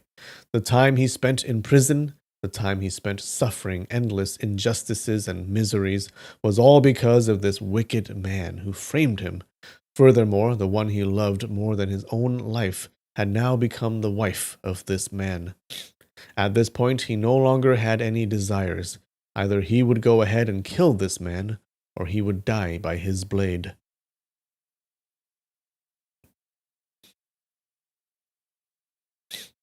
But when he turned his body and bent over, he saw amidst the firewood and straws laid Dingan's body. He saw Dingan's eyes closed shut. The expression on his face appeared serene. He suddenly remembered. Before he died, Brother Ding repeatedly told me to bury him together with Lady Ling. Even if I were to perish in a battle against Wan Gui, my life is not worth mentioning. But Brother Ding's final wish would not be fulfilled. And then he thought further. I could beg Marshall's sister to complete this task for me. She may be able to do it. Bah! Diyun, you insolent fool! The task you refuse to undertake on your own, you would rather let someone else do it for you? If you die now, how can you have any face to see your brother Ding? Even if Marshall's sister had a guilty conscience, she would still fulfill this task for you. The more he thought more about it, and eventually was able to slowly suppress his desire for revenge.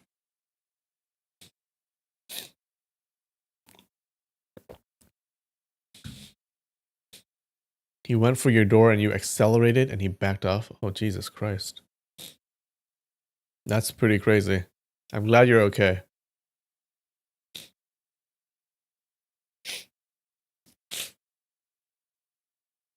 Yeah, you hear stories about people not doing that, but then people like of people driving in at night in like a dark like a dark street or a rural area, and there would be people who would jump in front of your car. Okay, yeah, and then decent people would would stop, right? Yeah, and that's how they get you. They jump in front of your car, and then you stop, and then they jump in, and you're fucked.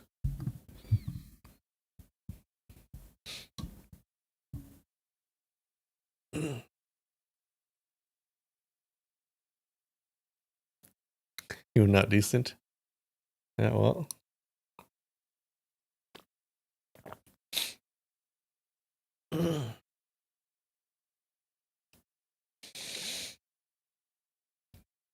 However, the word I he uttered earlier had already caught the attention of Wan Gui, who remarked, "It sounds like there may be someone in that room."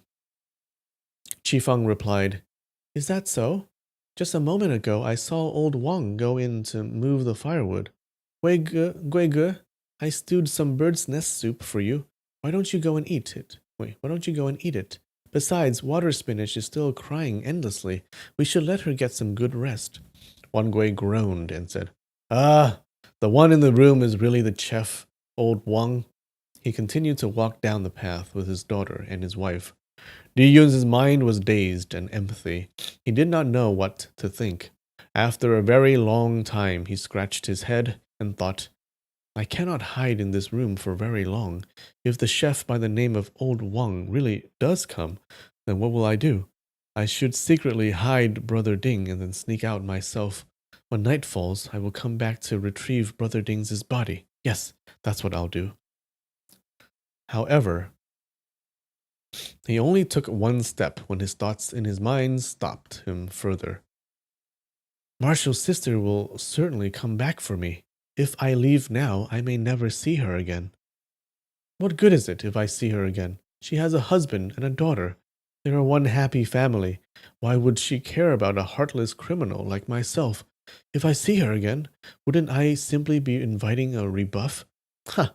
For so many years in prison, day and night, I have been longing to see her just once, so how can I forfeit this opportunity today? Do I have any other wishes? Maybe I can ask her how our teacher is doing. I want to ask her, how can she like the new and hate the old? After I suffered repeated tragedies, how can she no longer care for me? What's the point of me asking anyway? She won't tell any lies and only speak the truth. But even if she does lie, what does it matter? If she speaks the truth, I will only be hurt even more. His thoughts went back and forth consistently for some time. At once he wanted to leave, but he could not fully make up his mind. He was usually a straightforward person and definitely not the type who could not settle with a decision. Yet today, when he was faced with the greatest decision in his life, he did not know what to decide. He knew the risks of staying, but also knew that he would regret leaving. As he continued to contemplate in his mind, he suddenly heard faint footsteps in the garden. This person seemed to be tiptoeing quietly. Every few steps that were taken, this person would stop before moving another few. This person's movements were obviously extremely cautious, as if afraid to be discovered.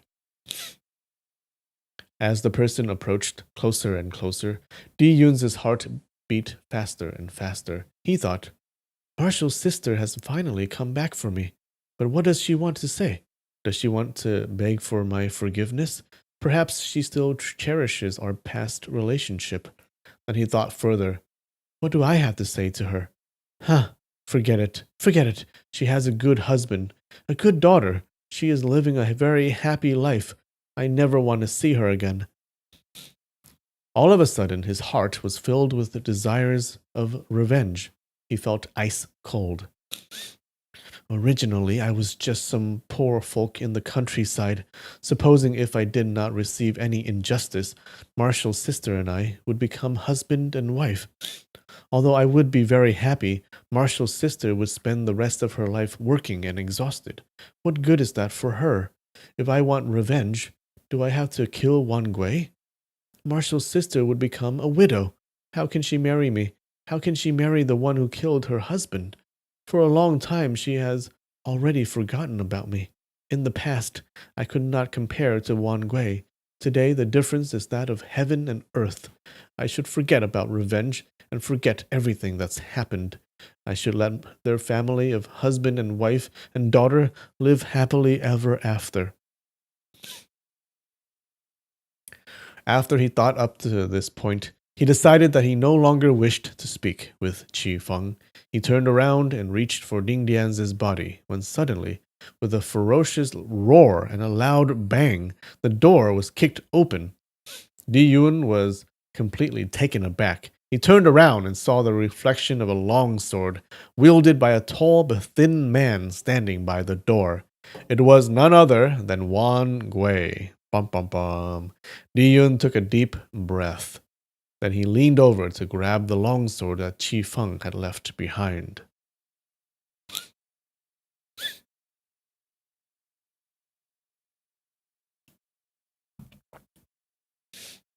Wan Gui appeared to be very furious. Appears to be. He had already known about Diyun escaping from prison and had been feeling ill at ease for the whole day. Now, when he saw that the sword Diyun was holding belonged to Qi Feng, he felt jealous and angry at the same time. He spoke coldly. Ha! Meeting up in the firewood room. She even gave you her weapon. Planning to kill her own husband? I'm afraid it won't be so easy.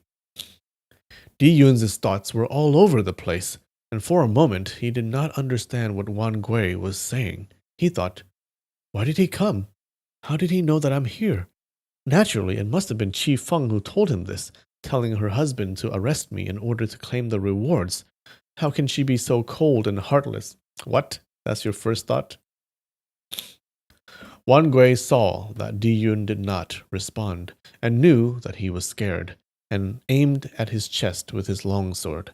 Diyun blocked with his sword, and naturally executed the stance that the old beggar taught him many years ago. Stabbing throat stance. In an instant, the longsword was pointing at Wan Gui's throat. This technique was extremely strange. In the past, Wan Gui was unable to counter this stance. Now, after 5 years, even though his martial arts had seen significant improvement, he was still unable to counter this stance. Wan Gui was so stunned that he did not know what to do with the longsword in his hand. He would not have enough time to counter, and if he made the slightest move, his opponent would have seized him at once. At this point, his life was at the mercy of his opponent. He was extremely furious at this outcome, and did not dare to make the slightest move. He's defeated by one move. As he looked at Diyun's face full of dirt and facial hair, his expression of hate gradually became fear. Diyun was hesitant to strike him with his sword, thinking to himself, should I kill him or not? Wan Gui saw the hesitation and perplexity in Diyun's face. In a moment of desperation, the sword on his wrist began to tremble slightly. Suddenly, he came up with an idea and shouted, Qi Feng, You have to come. Qi Feng, you have come. Diyun heard him yell out Qi Feng loudly, and his heart was startled. He turned his head slightly to look at the side. He did not realize that he had fallen into Wangui's trap. As the old yelling. What? What the fuck? Why? Why?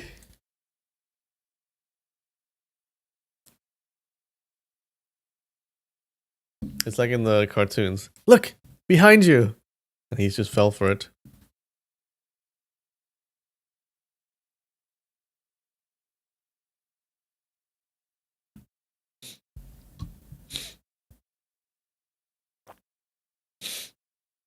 As soon as Diyun turned his head, Wangui immediately lifted up his longsword and countered.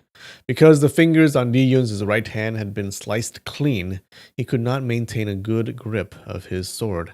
As such, his sword fell out of his hands.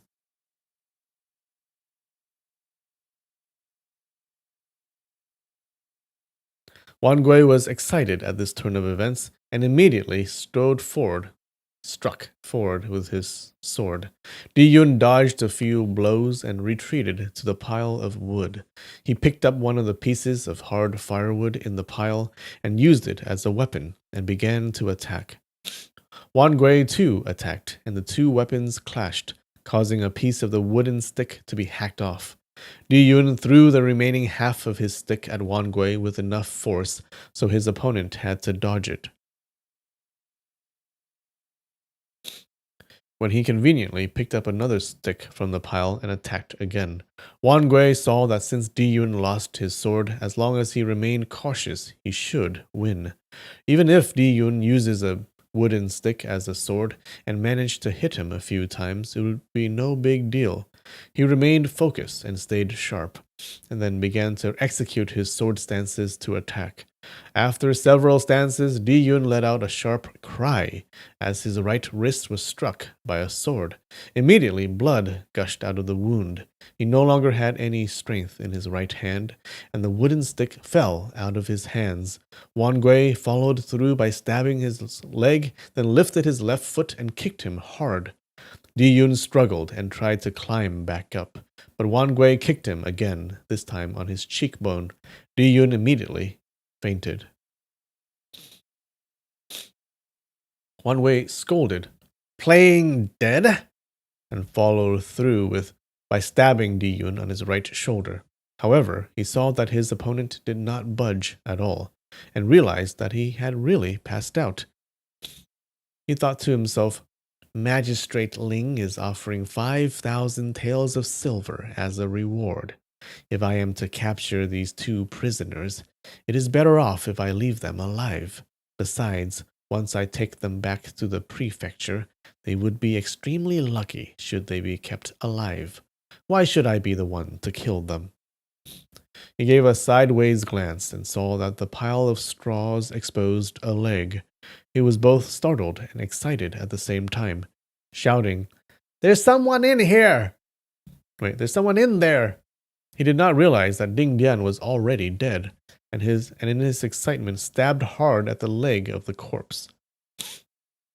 Even though Diyun was knocked out, there was a voice in his head that repeatedly shouted, "I can't die! I can't die! I promised Brother Ding that I would bury his body together with Lady Ling." This thought was so intense that it caused him to quickly recover his consciousness. He was bewildered and thought, "Several years ago, one night, he knocked me out cold before, and my head suffered damages from his kicks." And as he slowly opened his eyes, he saw Wangui was about to stab at Dingdian's body. At this point, he was not fully conscious and did not process his thoughts clearly. But as soon as he saw Wangui pull Dingdian's corpse out of the pile of straws, he shouted, "Brother Ding!" All of a sudden, his entire body was filled with energy, and he immediately threw himself at Wangui's back, with his right arm choking at his throat. Wangui did not see this coming. He wanted to stab backwards with his sword, but there was no way for his wrist to curve at such an angle. He slashed with his sword, but only managed to slash the pile of wood in front of him, and the lock that Diyun had on his throat was getting tighter and tighter. He's a master choker, this guy. When Diyun saw that his nemesis was attacking Dingdian's body, he became furious. This person had not only caused him a lot of injustice, but also took Qi Feng away from him. Not even mentioning that part of revenge, he was now disrespecting Dingdian, a matter that definitely could not be put to rest. At this point, he had no other wishes. He only wanted to strangle his opponent to death. However, he noticed that after a while, he was gradually losing energy trying to hold down Guan Gui. This was due to the fact that Diyun had suffered numerous injuries and his wounds were bleeding. Furthermore, the strength of his wrist was being reduced significantly. He said to himself, I only have to hold him a bit longer, then I will be able to kill him. Soon he felt as if he was seeing stars in his eyes. He began to feel dizzy and faint, and eventually he lost consciousness a second time. Although he passed out, the arm that was holding down Wan Gui did not retract. Wan Gui found it so difficult to breathe that at the time Diyun passed out, he too lost consciousness at the same time.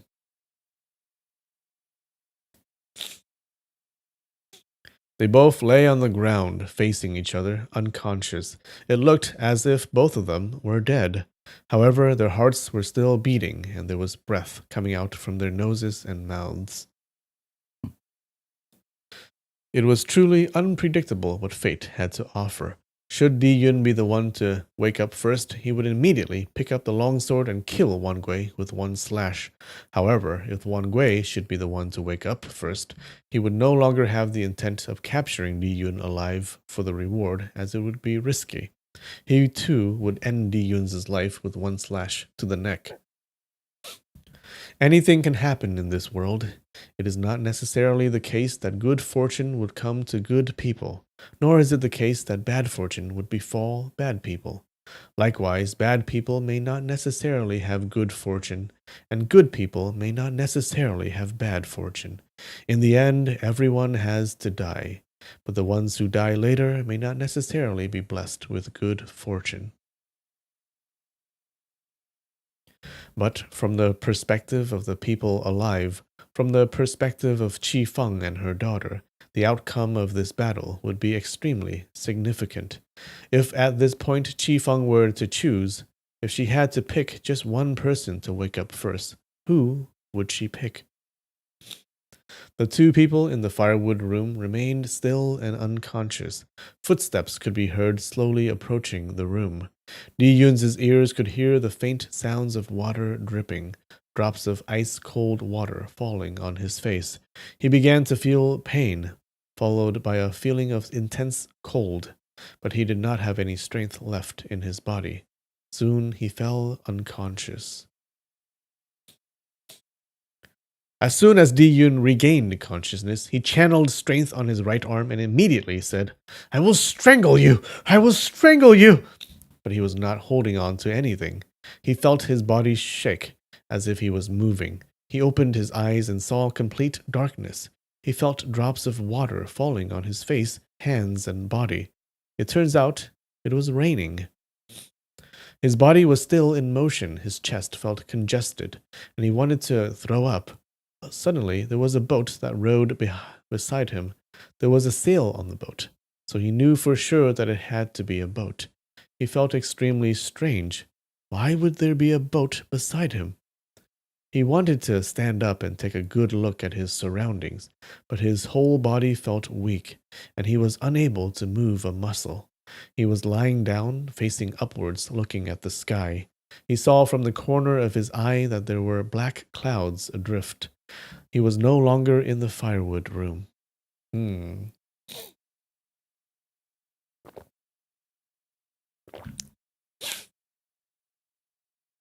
All of a sudden, a thought came to his mind.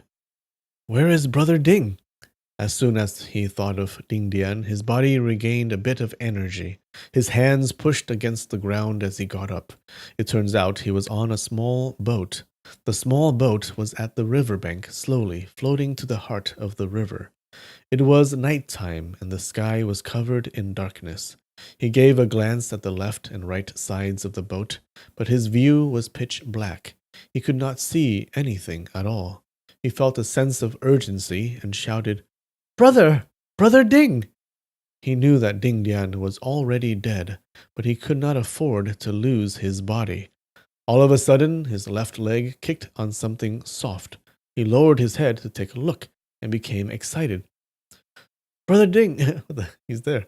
"Brother Ding, there you are!" He opened wide both arms and hugged him. Dingan's body was at the side of the ship, right on the side of his leg.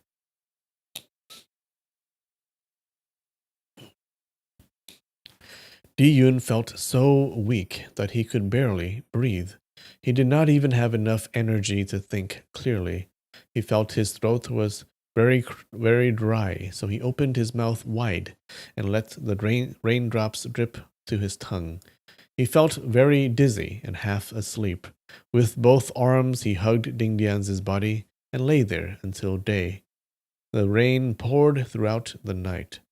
The brightness of morning daylight shone on his body, and he suddenly noticed that on his thigh was wrapped around by a long cloth strip. As he became more conscious, he realized this cloth strip was used to bandage his wounds. He then noticed that his arms and shoulders were also bandaged by cloths, and he could smell the faint scent of medicine under the bandages. Last night's rainfall caused his bandages to become moist, but he was no longer bleeding from his wounds. Who was the one who bandaged me? Had I not been bandaged, even if no one went after me, I would have certainly died of excessive blood loss. In that moment, he felt a burst of loneliness and suffering that he could not describe. In this world, who still cares for me and is willing to help me? Brother Ding is already dead. Who else would want me alive in this world? Who would trouble themselves to help bandage me? He looked closely and saw that the bandages in his body were not applied neatly. It seemed as if the person who bandaged him was in a great rush. However, the bandages were not made of rough material. It was in fact made of high-grade satin cloth. On the side of the ribbons appeared an exquisite decorative border, and on the other side appeared a torn cloth. It was ripped from someone's garment. It appeared to belong to a female. Could it be his martial sister? His heart began to pound quickly, causing the injuries on his chest to warm up a little. From the corner of his mouth appeared an experience of coldness and self-mockery. He said, "She told her husband to come and kill me. Why would she tend to my injuries? If it was not her that disclosed that I was hiding in the firewood room, how would Guangui know where to find me?" However, he was currently on a small boat floating along the current. He had no idea how far away he was from Jiangling now. In any case, at the moment, he was not in any danger and would not be harmed by the men from Ling Prefecture. Who was the one who bandaged my wounds? Who put me on the boat? This person even brought Brother Ding with me? He no longer cared for his own well-being, but for this person to bring Dingan's body together with him, he could not help but feel a sense of deep gratitude in his heart. He began to ponder deeply about the identity of this person, but he ended up having a headache. He no longer had any clue what was happening. He tried his hardest to recall the last night's events. He remembered Wangui attacking Dingan's body, and then he lunged himself at Wangui, trying to strangle him with his arms. But he could not remember anything after that. The events afterwards felt like a complete emptiness in his mind. He turned his head to the side, and his forehead bumped into a very hard item. It was a bundle wrapped in light cloth. He became excited, as he felt that inside the bundle he could possibly find some clues. He struggled as he unwrapped the bundle with both hands. What he saw inside was 5 or 6 silver coins and 4 pieces of women's jewelry, consisting of a pearl flower, a gold bracelet, a gold necklace, and a precious gem ring. Besides that, there was a gold lock slice that children would often wear around their neck. The gold chain in the lock was hastily pulled off by someone. The part where the chain broke off hooked on the fragment of a small piece of cloth. Evidently, it was pulled from a little child's neck and ripped off, as if this person's possessions were robbed by a thief. On the gold lock slice engraved the 4 words virtuous appearance, double luxuriance. Diun was not very well educated. Even though he could read those 4 words, he could not understand the meaning behind them. He thought, could it be the name of the child? Her daughter's name is not virtuous appearance, nor is it double luxuriance. It is water spinach. He fiddled around with these 5 pieces of jewelry and ended up being even more confused now than he was before he opened the bundle. He thought, these coins and jewelries were naturally given to me by the one who saved me, so that when I arrive at shore I will have enough money to buy food. However, who was the one who gave it to me? These jewelries do not belong to my marshal's sister. I have never seen her wear it before. Well, you haven't met her for like years. In the vast ocean of water was that small boat drifting slowly ashore. In the days on the boat, Diun constantly pondered, who was the one who tended my wounds? Who was the one who gave me these silver coins and jewelries? And that's it. All right. How did you guys like that? Oh, am I gonna finish this? Maybe.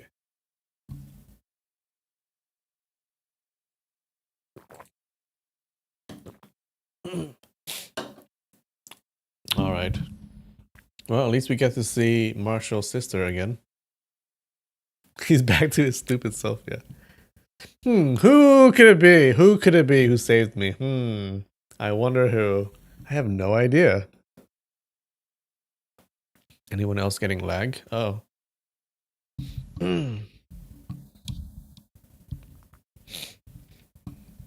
Alright. Yeah. Marshall's sister is still into him. His head is as empty as a water spinach. True.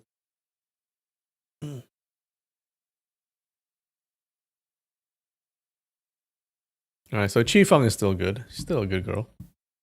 Alright.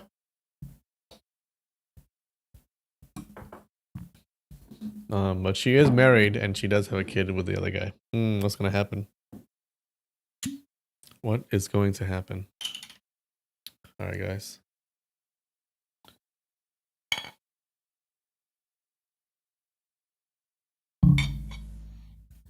Cheers.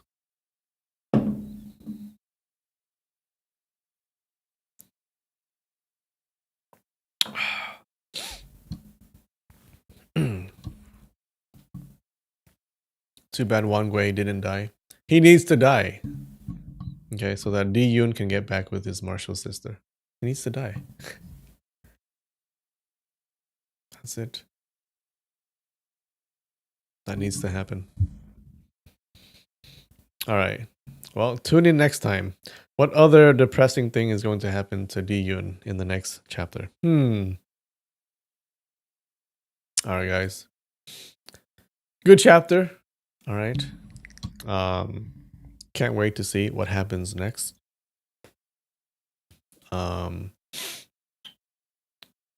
Yeah. His life is not going very well. It's on the downward slope at the moment, okay? But there must be an upward slope to his life at some point. It can't just keep going downhill. It cannot. Alright, guys. Yeah. He'll meet a new teacher and lose them too.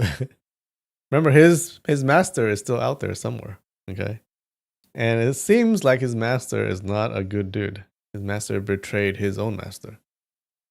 Yeah. Alright, guys. Yeah. Well, thank you for joining. I love you, and I will see you next time. Bye.